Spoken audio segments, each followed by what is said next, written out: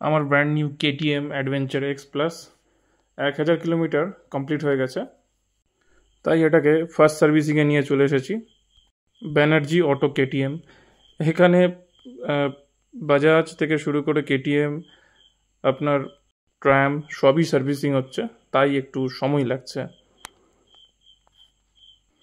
Chain wash হয়ে যাওয়ার পরে অলমোস্ট 2 ঘন্টা দাঁড়ানোর পরে গাড়িটাকে ওয়াশিংয়ে নিয়ে যাওয়া হলো। এর মেন কারণ হলো এখানে 3টে কোম্পানির একটাই ওয়াশিং এরিয়া।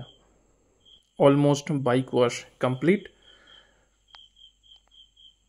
গাড়িটা 1000 কিলোমিটার চালানোর পরে তেমন কোনো ইস্যু হয়নি আমার, বাট একটা ইস্যু হয়েছে, সেটা হলো বৃষ্টির জলে ভেজার ফলে ইন্ডিকেটারে সামান্য জল ঢুকে গিয়েছিল। দেখা যাক ওটা রিপ্লেসমেন্ট ওয়ারেন্টি হয় কি না। পুরনো ইঞ্জিন অয়েল ড্রেন হয়ে গেছে, নতুন মোবিল ফিল্টারও লাগবে। KTM 390-র জন্য অলওয়েজ 10W50 রেকমেন্ড করে। নতুন ইঞ্জিন অয়েল রিফিল হচ্ছে, আই থিঙ্ক এটা ফুল সিনথেটিক অয়েল। আমি KTM-এই দেখলাম যেখানে ফার্স্ট সার্ভিসিংয়ে 2টো চাকা খুলেই চেক করা হয়। এখন চেন লিউপ চলছে।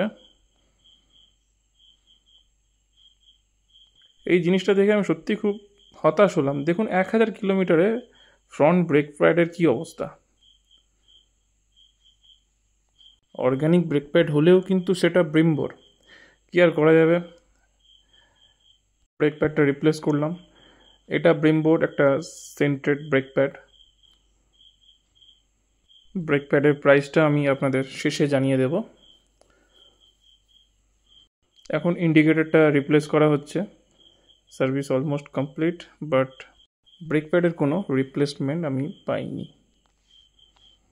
টোটাল সার্ভিস কস্ট আমার পড়েছে 1733 টাকা এবং ব্রেক প্যাডটা পড়েছে 2762 টাকা। তো বন্ধুরা, এখানেই আমি আমার ভিডিও শেষ করলাম।